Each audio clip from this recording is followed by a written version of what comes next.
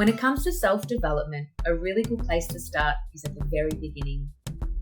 Our childhood is a map as to why we behave certain ways and why we are fearful of certain situations and actions. This episode is going back in time with my brother Floyd Cento. Floyd is a qualified town planner. However, his life path has taken him towards sustainable green business and product development. He believes that the environment and wisdom go hand in hand and is the inevitable future. His study for natural building, regeneration, philosophy, entrepreneurship, and digital marketing branding has been a passionate endeavour for him and is a source of his abundant energy, motivation, and focus. He believes that through this way of business, we can move to a more sustainable future for our children. Health, mindfulness, and human optimization is something that he lives by. Practicing through his calisthenics, Brazilian Jiu-Jitsu, healthy eating, being an avid reader, and mental optimization training. Fix the world by fixing yourself is his mantra. This episode is part 1, where we hone into Floyd's chapter 1 of life. We live the way we are taught to live. Then we start to find what motivates us.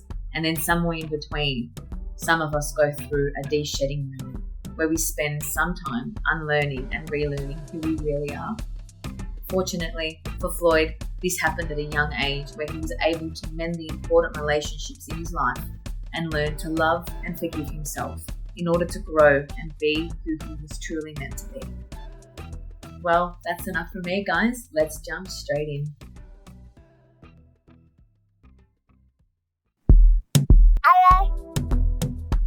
Welcome to the Honesty Policy Hour. I'm your host, Stephanie Marie, and it's time to put everything on the table on this beautiful journey of healing all areas of our lives, one deep conversation at a time.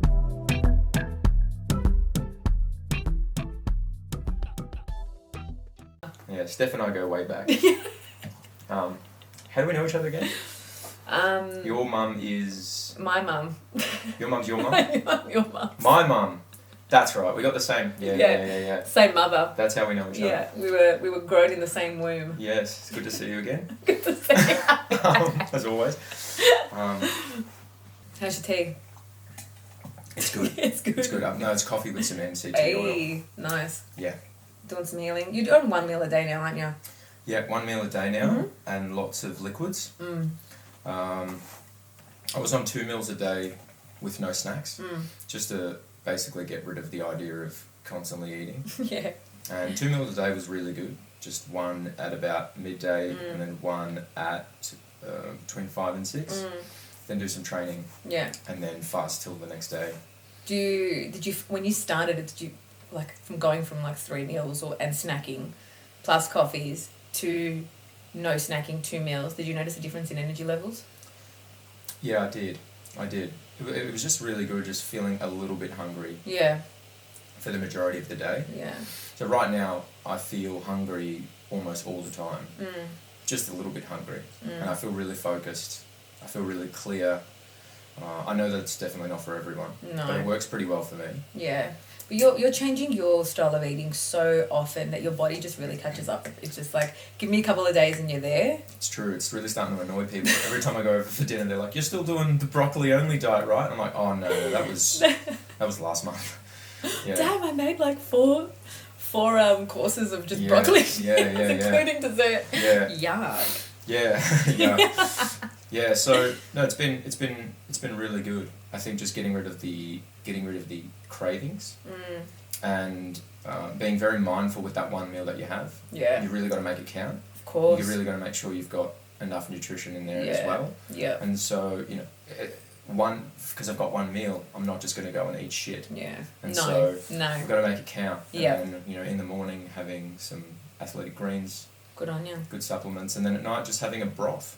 Yeah. Some adaptogenic mushrooms. Beautiful. And that's just really good on the digestive system. Yeah. So you're used to getting hangry. I'm actually pretty good with it now. Yeah, that's good. Yeah, I think once you establish that the hunger pain is not a bad thing. No. Once you associate it with, the kind of ketogenic model or the fasting model where the body starts to eat bad bacteria first. The body has a beautiful defense mechanism where you fast, it'll eat the bad bacteria first or bad cells first. Then it'll eat the good stuff and then eat you and kill you. But first of all, it eats the bad stuff, which is a really great model. And so when you start feeling the hunger pain, you're actually feeling it working. And so when you associate it with something positive, it's not that bad. Yeah. Because you know what I mean? You know when you're fasting for a few days and the next second day you're like starving. You're like, oh, I'm not going to make it. And then you go to bed. And then in the morning you wake up and you're not hungry. No. You're like, what was that? What was that? I know. You just something just happens and you just kick in. You're like, oh, I could easily do another 2 days. Yeah. So the first fast I ever did. Am I allowed to talk about that? Yeah. Yeah. I just don't know if we're veering off anything. Go for it. So there's no course. Cool. First, it was when I started getting onto my health journey. It was at the very start of that. I was doing a lot of research on end result kind of trials and studies. What was the catalyst for this though? This was what got me onto my health journey. Yeah. It was actually after I had pretty much a near-death experience. It wasn't like near-death to the point of where you're like seeing the light, but near-death in terms of a serious health scare and not sure if you're going to quite make it through. And so that's what started it off. Yeah. So the first thing I did was after the hospital experience, do you want me to just start from scratch? Go for it. How old were you at that? You were 18, 19? When I started my health journey? When you were in hospital? I was 19. Yeah. 19. So, as you know, I was a pretty sickly child. Lots of fevers pretty much my whole life. Lots of hospital visits. Asthma attacks. I just remember Mum waking me up in the middle of the night. I would have been about, 10, and dropping me off at Nonna's house, and they were just like rushing you to the hospital. Happened quite often.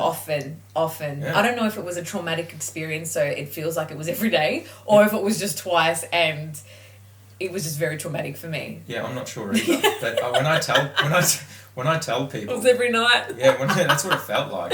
Big time. I remember playing like a tiny bit of Nintendo 64 and then just like gasping for air at the hospital. That's your childhood. Yeah, but I try to tell people this, and sometimes I'm like, am I exaggerating about how many times I went to hospital? I'm pretty sure I was there pretty often. Well, I remember it happening a few times, but then I remember one time they didn't have time to drop me off at Nonna's, and I went as well. I came as well. So it was at least 5 times in a short span. Yeah, with some serious health scares. Yeah. And I remember even with fevers getting to like 41, 42 and I had to be put in ice baths in the hospital.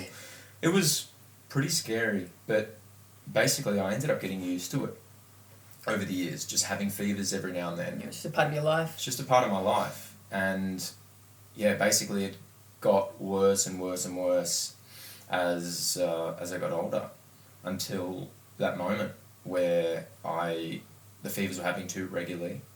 I had to basically stop uni for a bit, and I remember being on the couch for like a week and a half with a fever during university, and I remember Mum just saying, I remember complaining about pins and needles in my legs, and I was like, I think I might have a blood clot.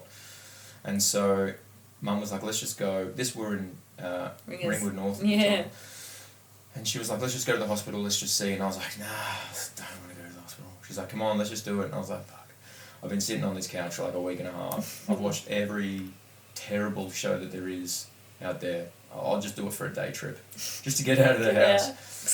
Excursion, yeah. And so, but I remember getting up, it was pretty wobbly. I remember getting up and like passing out a few times. I was like, I'm just going to go and check, maybe it's a blood clot. Anyway, they do some pretty detailed scans. They're like, I don't think you have a blood clot. You were just sitting on the couch for a long time. I was like, that makes sense. But we found some strange infection around the heart area. We'll have to do some more detailed scans. So they moved me to the next room, and then so I was there for a while, and I was like, that's a bit weird. I wonder if it's got anything to do with the infection, with the fevers, potentially. And then they do some more scans, and they come back a few hours later saying, it looks like it might be around the arteries, which could be problematic. We might just have to keep you overnight just to do some scans. I was like, what the fuck? You know, what the hell's going on? And so,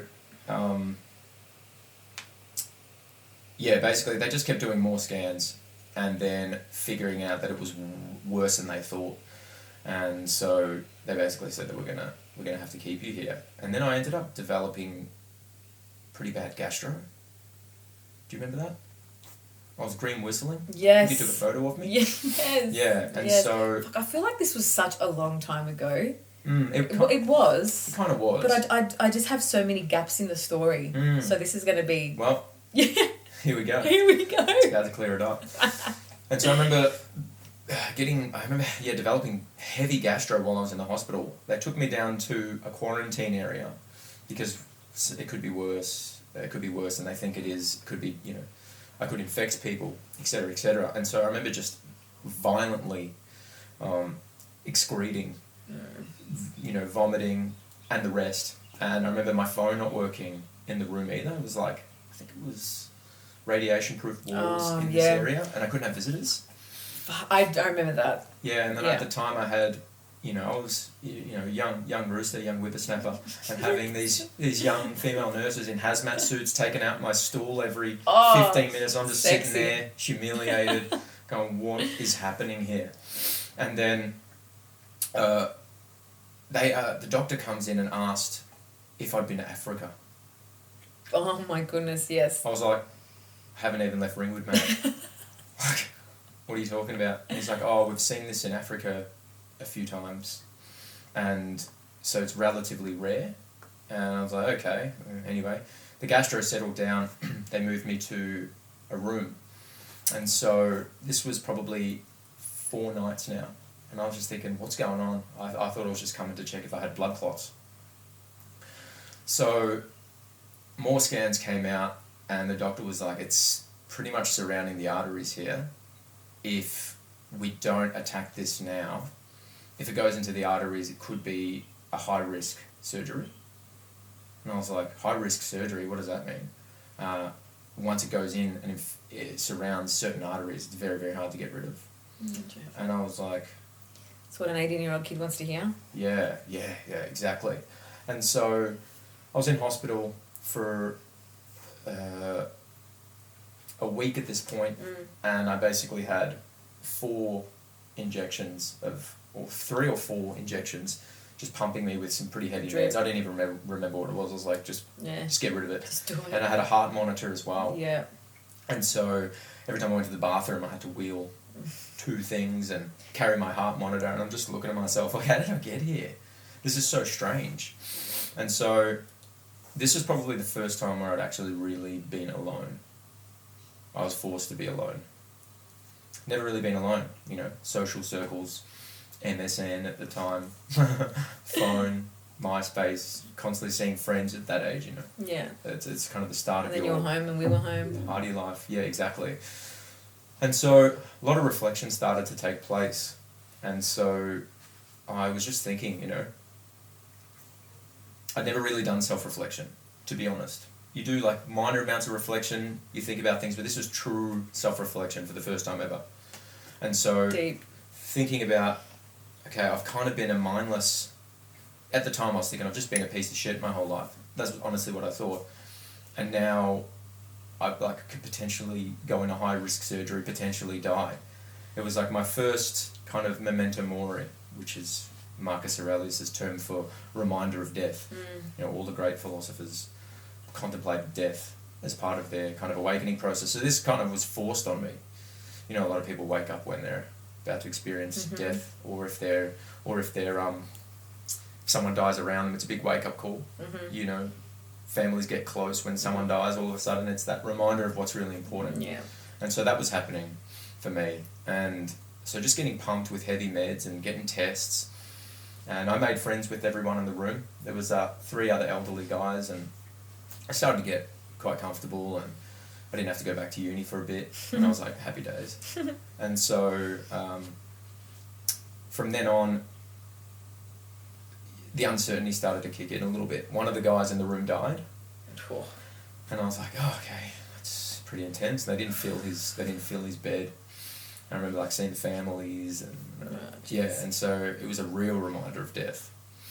And then there was second reminder in like 3 days. Yeah, and then there was a time where a bunch of university students come in. I think they were nursing or apprentice doctors or something of the sort, but they came in like 4 or 5 of them, and then with a senior doctor, and he was like, "Oh, do you mind if we check out your heart murmur?"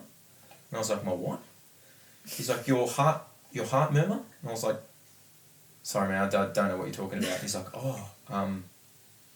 he's like, "I'll be right back." And the doctor walks off, and his students are kind of just like, I was like, sitting on the end of the bed, like, "What's happening? How's it going?" And then he's like, "Oh, yeah, so sorry, you actually weren't told, but you've got a heart murmur, you've got an irregular heartbeat." And I was like, "Oof, what does that mean?" I was like, "Well, I've got an irregular heartbeat, a heart infection." I was like, what is happening here? And I was like, "Yeah, come on, just test it out." So they're all listening. They're like, "Oh, wow, I've never heard one before." And I was just like, Lovely, great, fantastic. I'm literally a science experiment at this point. Guinea pig. Yeah, I was a bit of a guinea pig. And so the doubt started to really creep in. The fear started creeping in as well. The self-reflections got deeper. Then there was a moment where I remember I was about to find out the results for if the infection had gone deep into the arteries or not, or if the medication, and this was probably 2 weeks at this point. Fuck, it was a long time you were there. I was there for a long time. And so I was about to find the results the next morning. And so I remember everyone was in the room. You guys, I remember you were with your ex-partner at the time. I remember a few other mates were there. And I remember just everyone holding a pretty solid face, being like, "You're going to be okay, you're going to be okay." But I guess everyone was really quite scared. And I was trying to hold strong face as well. And I was pretty scared. And a lot of people didn't realise the severity of what was happening. I didn't realise I didn't. Yeah, I was terrified because, getting constant tests and them saying, "We're going to have to keep you longer. We're not sure how bad this is going to get," etc., etc. And then I remember everyone leaving, and I remember one of my friends, I'm not going to name them here, he's like, here's a gift. You're going to be okay. And I was like, "Okay, thanks very much." And then everyone left, and I looked, and it was just like Nude magazine. I was like, "Thanks." Nude magazine, is this before the internet? No, I don't think so. I was like, why did they think that would... Anyway. That was a good idea. Yeah. Anyway, nevertheless, I guess it kind of distracted me for 2 seconds. And then everyone left, and then I remember just purging. I remember crying, really violently crying. At this point as well, everyone in the room died. Oh. The other 2 dudes died. And so I was the only one in the room too. I don't know if you remember the moment when everyone was there, but there was no one else in the beds. Yeah. And so I was like, I'm in the death room. I'm next. Everyone died once in a row. Like, it was like, that guy, this guy, and it was just me left. Oh. And they didn't fill the beds. And so what am I supposed to think, I'm thinking, a 19-year-old kid, they put me in the death room with these other old dudes who have all died. I'm the only one left. The human brain naturally picks up patterns pretty easily. There's a very obvious pattern. 3 out of 4. Wow. And now I'm finding out my results the next day. Oh my God. And so everyone left, and I remember just crying and vomiting, and I hadn't cried in years. I think I did a few like angry rage. I'm not crying, I'm raging kind of things as a tough guy. But I'd never really cried in a long time, or I tried my best not to. But I remember purging and purging and purging for like multiple hours. And then what ended up happening is I pretty much purged out everything that I had left in me. There was literally nothing left. Yeah. And so once I kind of settled, it's exhausting as well, isn't it? Yeah. It just takes everything out of you. Takes everything out of me. Yeah. But what I realised is I actually felt really good. Yeah, after you needed it. It's a big release when crying is such medicine sometimes, especially when you haven't done it in a long time. Yeah, exactly. It was a huge release. And I remember having this really strange moment of, so I could potentially find out that I'm dead tomorrow or going into a high-risk surgery. But I'm feeling peace for the first time since I was a kid. Yeah. I'd never actually experienced peace like that, probably since a kid. And so I had a pretty, aggressive, unstable teen years with very little mindfulness and quite a bit of trauma. And so I felt peace. And so once I had that moment of, could find out that I'm dead tomorrow, but I'm feeling the most peaceful I've ever felt in my life, something really strange happened. I remember looking around the hospital and starting to see like shapes start to become really crisp and colours start to become really vivid. And I was looking around the room and it was really strange. I didn't know what was happening and I thought, oh, I'm dying. But I feel really good. And so, come to think of it now, it seemed like it would have been, when people have near-death experiences or they're on the verge of death, rebirth, but also like almost like a DMT release of some sort, where, and I didn't know what hallucinogenics were or tripping was at the time, and so I'd never really hallucinated before, but that was like a proper hallucination, but everything was quite beautiful. And then I ended up hearing of, this was really strange, and I don't give a shit if no one believes me, but this is what happened. So that's your story. Yeah, and so I remember hearing a voice in my head. It was my voice, but it was a very wise version of myself saying, if you make it through this, you've got to cut the shit. The exact words, cut the shit. I was like, I'll cut the shit, I'll cut the shit. Praying to gods that I don't believe in. Saying, I will. And then I actually fell asleep quite gently. I've had a really beautiful sleep, and then I woke up being like, oh yeah, that's right, I'm here again. I'm in the death room again. And then the doctor came, I think it was at about 8 o'clock for a bit of a meeting, a doctor and a nurse, and they came and said, it looks like it hasn't gone into the arteries. We're going to have to keep pumping you with drugs, or medicine, but I think you're going to actually be okay. And I was so relieved. I was so relieved. What timing, hey? I was so relieved, dude. And I remember going outside with all my wheelie things in my heart monitor and my bum hanging out of the gown, just like, yeah. I remember doing quite a mighty victory roar. Wow. And I was like, okay, I'm going to cut the shit. What does that mean? Where do I start? I didn't think about that. I made a promise, but what does that mean? And so I thought, okay, obviously I'm not in a good health state, so I will get healthy. Maybe getting my laptop out and being like, health. on Google, health. Question mark. And then I started looking at foods, food pyramid, new theories. The food pyramid isn't relevant anymore, this and that. And then I found organic food. And I was like, organic food, what's this nonsense?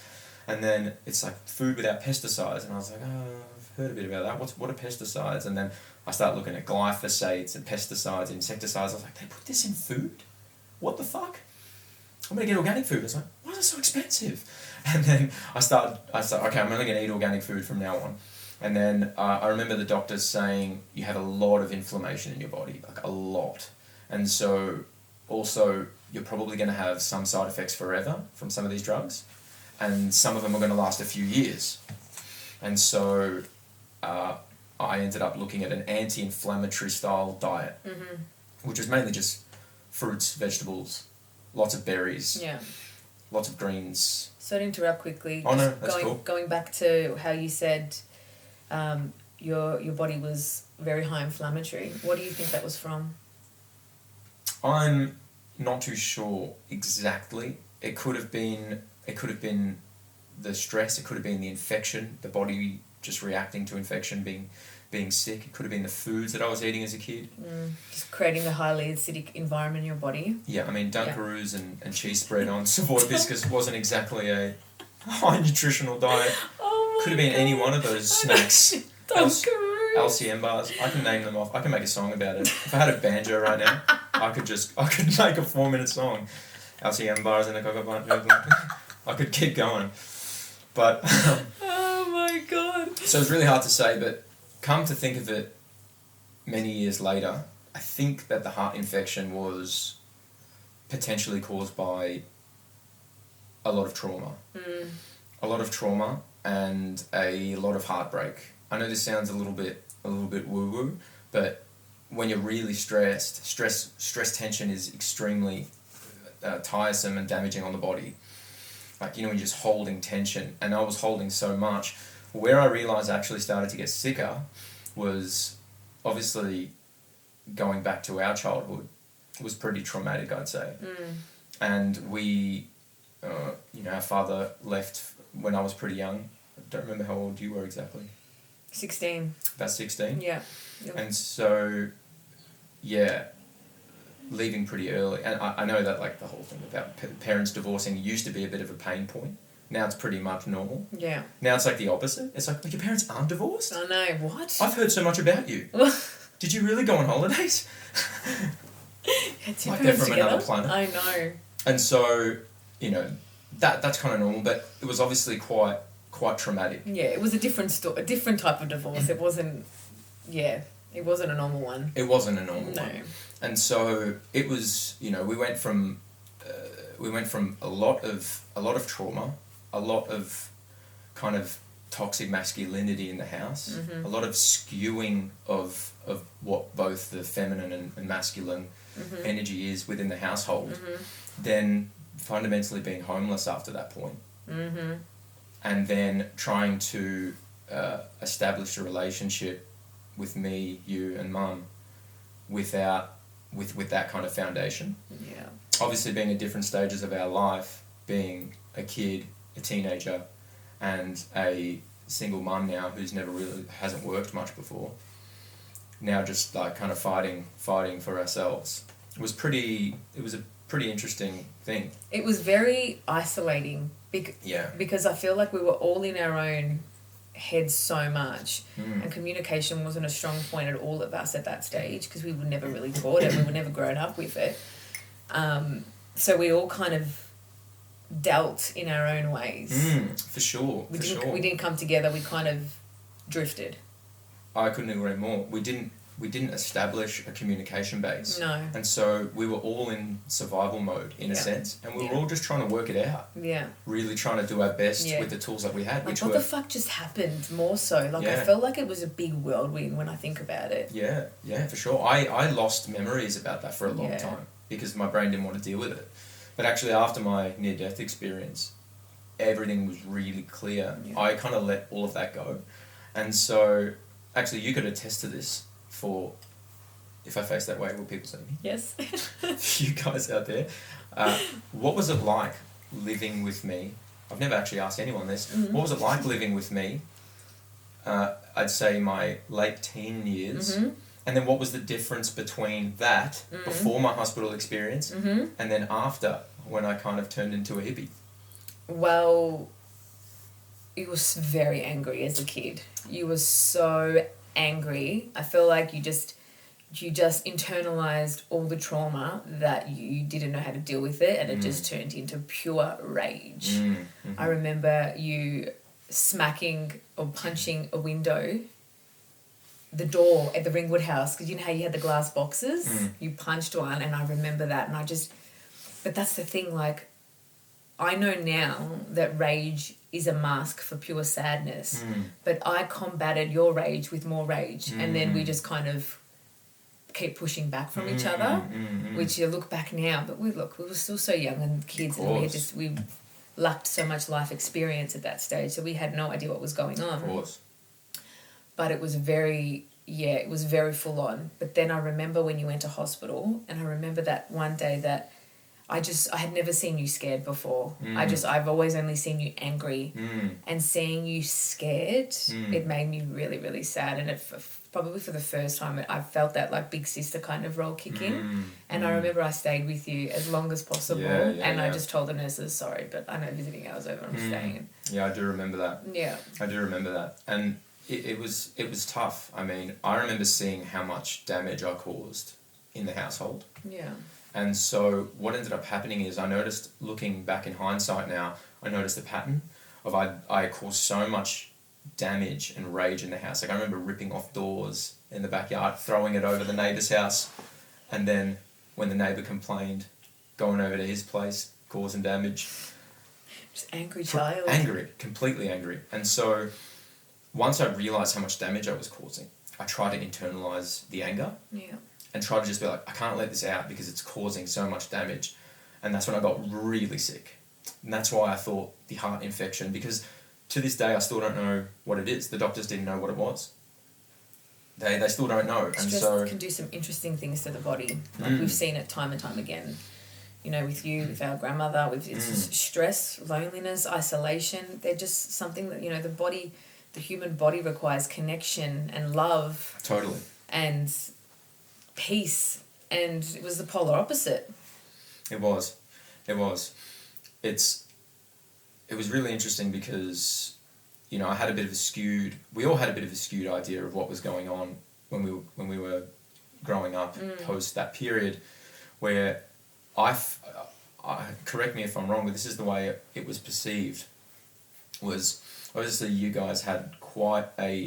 and Mum had quite a distorted understanding of the male energy. Big time. For very good reason. Yeah. And so did I. Yeah. We all did.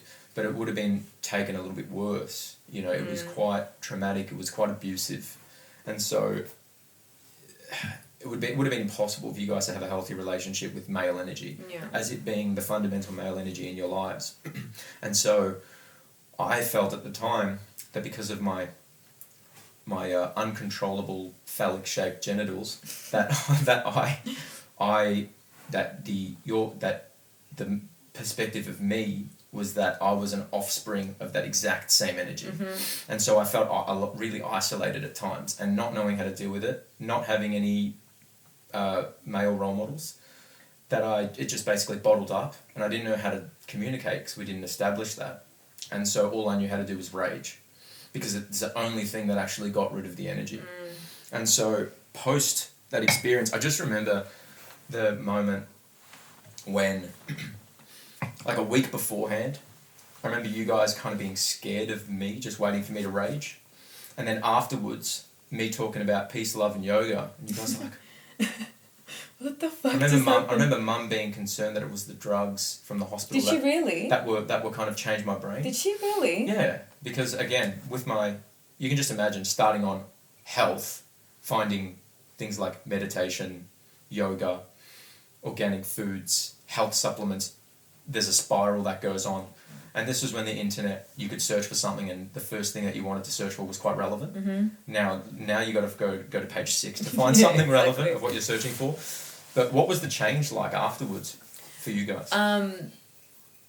You know, it's interesting you said how there's holes in your memory from that time of your life. I feel like there's big holes for me there as well. Massive. I remember, definitely don't remember detail, but I remember like the main topic of the story, what the story looked like. I remember, I don't know if we've jumped a few years, but by this stage I remember just me wanting to move out. I remember needing some time on my own because I felt everyone was kind of doing their thing, but because I felt like I had to be... Like, I just naturally just took on that father figure for some reason. I was the oldest child. I had to look after Mum. I didn't know what was happening with you because, you know, you were so angry. And then, but then you had that experience and you had changed and things were feeling a little bit lighter in your world. But I hadn't sort of got there yet, so I didn't know what was happening. True. So it was really, I don't know. I feel like I just didn't look at it too deeply, but I did notice a big difference, and I remember you trying to tell me stuff because I remember you going down a bit of a rabbit hole about how the world was kind of looking as well. Oh yeah. So I remember that too, and I believed a lot of the stuff you said because it was very relevant and very true. And you know, back in the day, we would have been so like tinfoil hat, but some of the stuff down some interesting rabbit holes. Come out the other side. But some of the stuff has actually happened. Interesting enough. So next episode. But it was it was a very interesting moment. I feel like I'm probably skipping again, but I feel like once I moved out, that gave me so much room to breathe on my own because it was just yeah, I just feel like it was just always so tense. And when I said to Mum that I'm moving out, like I never really had the conversation with her. I just said, I'm going. I found a house. Yeah. I didn't know how to tell her. I just said to my girlfriend that I'm in. And then we got the first house that we looked at, and I said, Mum, I found a house with my girlfriend. I'm moving out next week. That was the first time I told her.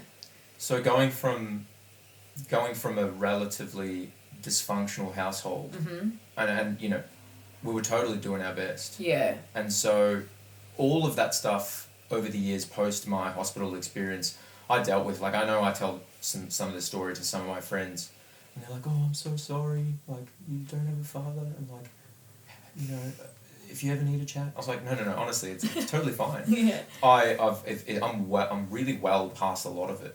And so I'm really so grateful, because not having a father figure in my life, I also felt that I had to step into manhood quite quickly.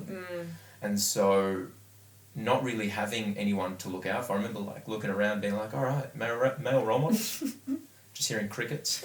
And so obviously we had, you know, uncles. We had our uncles, and they cousins. were amazing. Our whole family was awesome. Yeah, during that time, I definitely remember that. They were really great, but obviously not being around them daily. No.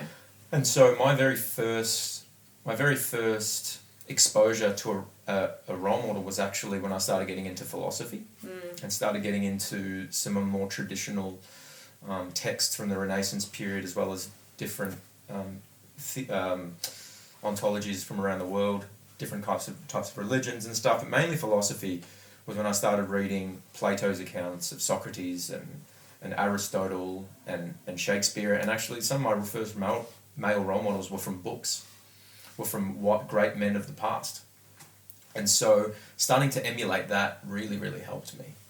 And I think my very first kind of society, I don't want to use the word awakening moment, it has such a stigma, but just for lack of a better word, but I remember that's when I really started getting into reading, because I had a book given to me by our cousin Belinda. She's like, you had this kind of near-death experience during 2012, the kind of Mayan calendar the Mayan calendar period, sorry. Period. And she's like, read this, and I was just like, oh, you know, all right, I'll just do it. Got nothing to lose. And then I remember reading it. I remember the whole world was freaking out that the world was going to end, because the Mayan calendar was ending, and everyone's like, oh, it could be the end of the world. It might be some prophecy.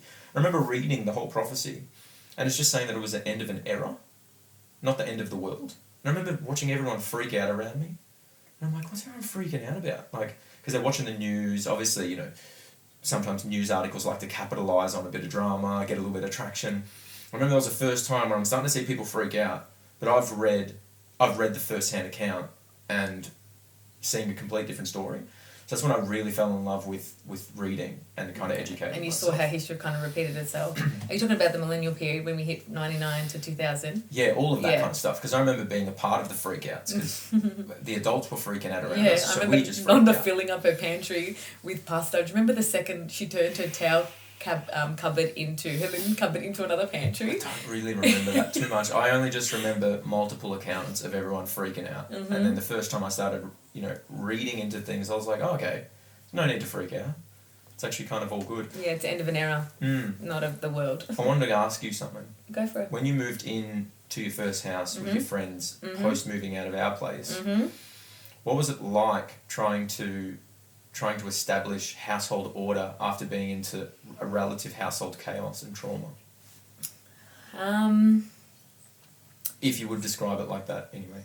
Yeah, definitely. It was so nice at the start, because I was just like, I could create my own space, and I felt really nice, and it was airy. I had room to breathe and just to be me and just exist in my own space. Yeah. But then it got really hard. The novelty wore off. And then the shit started sinking in. Yeah. And I was like, fuck, what's going on now? And I just remember taking so many sick days. Like lots of sick days, and just sitting home and being genuinely sick? No. Or just taking them just off? Taking being them off. Exhausted? Just being emotionally fucking wrecked. Wow. Like I just, everything just kind of it was like years of exhaustion catching up on me. Right. And it just kind of all hit. I don't know how I didn't lose my job, to be honest, because I was sick like multiple times a week. So it was really interesting seeing that happen. But yeah, physically the house always looked great. But yeah, it was hard because we, it was the first time someone had moved out. It became the party house. Everyone came over every night. Not party house, but everyone came over to chill. For sure. But we became closer to at that stage. Who? Me and you. I do remember that. Yeah. I do remember that. I remember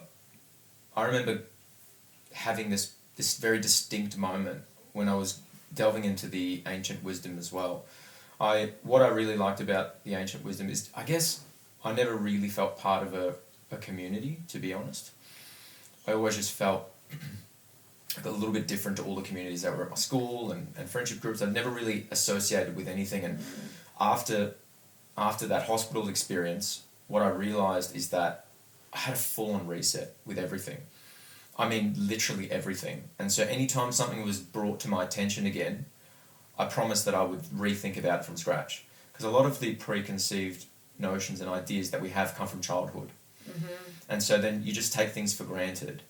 And then later on, you've been using a word for like 30 years, and then you research what it actually means, and you're like, oh, I didn't know the word meant that. It's because it came from childhood. You just accept the tone. And so, for example, someone's like, oh, your birthday's coming up. And I was just like, what's a birthday?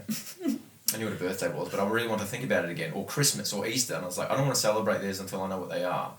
And so I had, basically a full-on reset. So I started just trying to understand the world, get a grasp, because I had a reset. And so I was looking at different religions, different belief systems from around the world, and starting to notice some really, really nice patterns. And so what was really cool is you start to notice that all these different religions are starting to talk about very similar things. And then when I heard different arguments from people about their religion or about their outlook, I found that I could kind of meet in the middle somewhere and be like, no guys, you're actually kind of talking about the same thing here. And so really understanding people. And there was a quote in a Zen Buddhist book from Japan, and it was basically like, if you think that you're starting to reach higher levels of maturity, spend a week with your family, right? And because your family without trying to, traumas, they could poke a hole on the surface that seems like nothing, but it'll go all the way to the fucking core of your soul. You're like, why would you say that in that tone? You know that fucks me. Sorry, how much am I allowed to swear? Whatever. F word every minute. I'll start counting. I'm toning it back. And I remember being like, okay, I really need to fix the relationships with you and Mum. Because we're genuinely all trying our best, but we never really established it because of the trauma. Yeah. And so I really got over the whole father thing. I realised how much of a blessing it became, because growing up with two ladies, I was actually able to understand my female friends a lot and hold a high amount of respect for them. And, it became such a blessing. It almost became a bit of a superpower for me to be able to have healthy relationships with the feminine, and also develop the feminine side of myself later on. And I remember first, because I was still living with Mum at the time, you just moved out, I wanted to fix it with Mum. Mum wasn't really the best communicator at the time, and so I would really try and poke it out of her, and sometimes she wasn't really ready for it. And so I don't know if I should have done this, but it turned out okay.